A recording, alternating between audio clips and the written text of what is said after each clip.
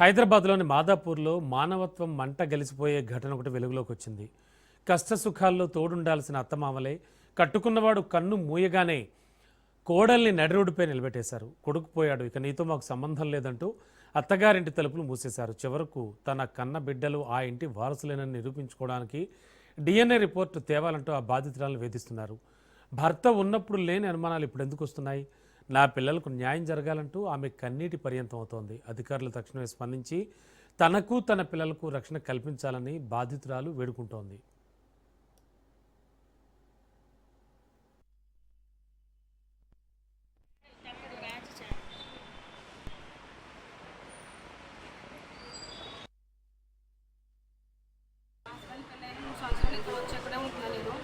వచ్చిన తర్వాత మా హస్బెండ్ మన రీసెంట్గా పోయిన నెల 8వ తారీఖున చనిపోయారు సార్.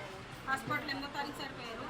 అందుకని కార్యక్రమాన్ని ముగించుకుని మళ్ళీ ఇంటికి వచ్చే టైంకి ఇంటికి తాళాలు వేసేసుకున్నారు సార్. ఇంటికి తాళాలు వేసేసుకుని మమ్మల్ని మీరు ఎట్లా వచ్చారో అట్లా ఫోన్ చేసాం సార్. ఇట్లా మేము వచ్చాము తాళం తీయండి అంటే మేము తీయము, మీరు ఎట్లా వచ్చారో అట్లా వెళ్ళిపోండి అన్నారు సార్.